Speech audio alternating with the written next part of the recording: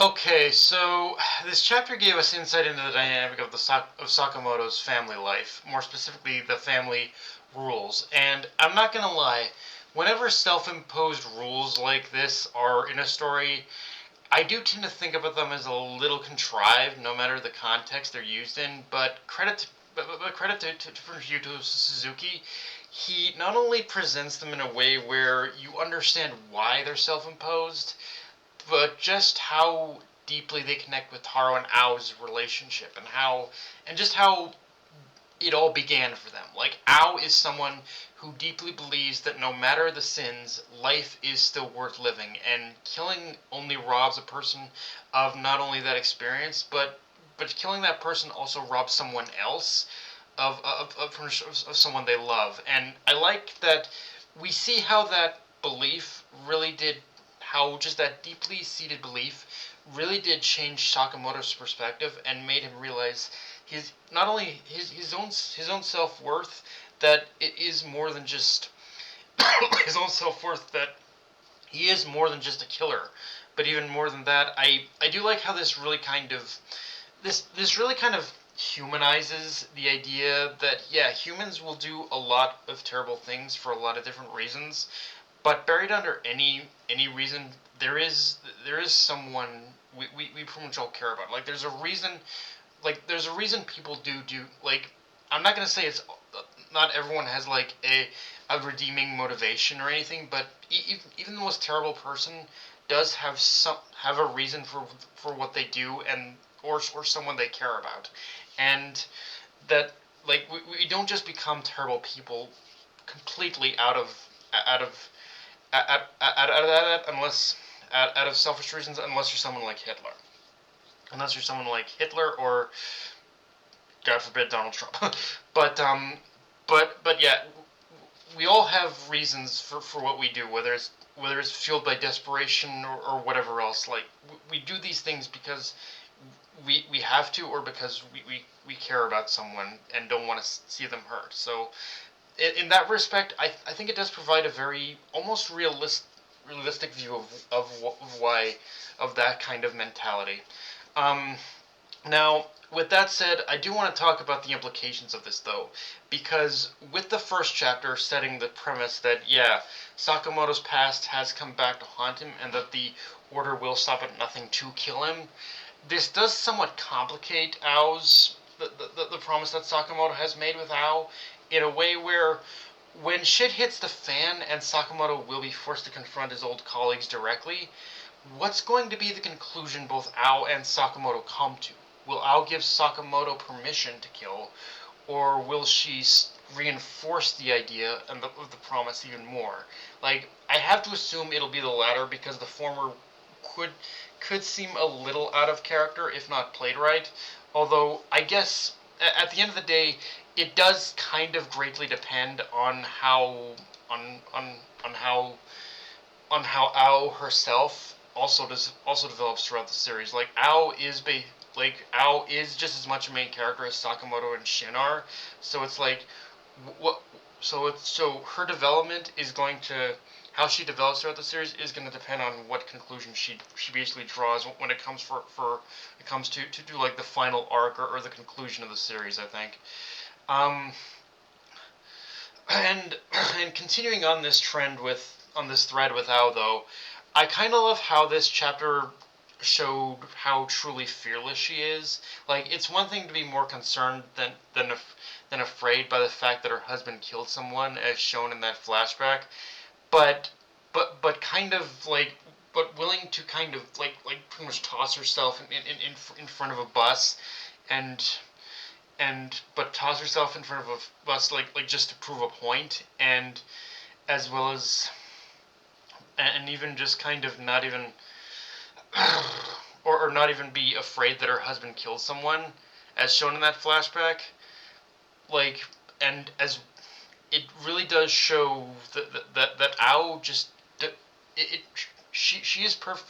She does not fear death, as long as she has Sakamoto in her life. Like, she pretty much knows, like Sakamoto is the one she loves, and the one who will do anything in order to protect her, as but being and as shown when we see her being held hostage on the bus and not even like batting an eye, because again she knows with certainty of what Sakamoto will do. Like that is dedication and faith in someone, no matter in someone so much that you know that they just won't let you down. Like it really is kind of something. The way again, Ao is kind of amazing in my opinion. Um, I also like how Ao is a character who recognizes her own faults as well. Though, this, despite how perfect I may have just described her, the chapter also does kind of does do enough to kind of also show her flaws and as she is also a character who recognizes as she readily admitted to another woman, I think like a friend or someone, that yeah, maybe she overreacted. She blew up on Sakamoto a little too prematurely, which did make that scene at the end where they forgave each other, spouting Article 12 of treating each other to a special dinner, all the more impactful. I think like it's one of those things where I think one thing this manga does well is really take advantage of its smaller moments, and to really show like where it makes the smaller moments just as all the more impactful, but by the events of the more broader moments in a way. Like it's again the whole scene with them forgiving each other. It's a very small but cute moment that which which really makes the dynamic between Ao and Sakamoto work, I think.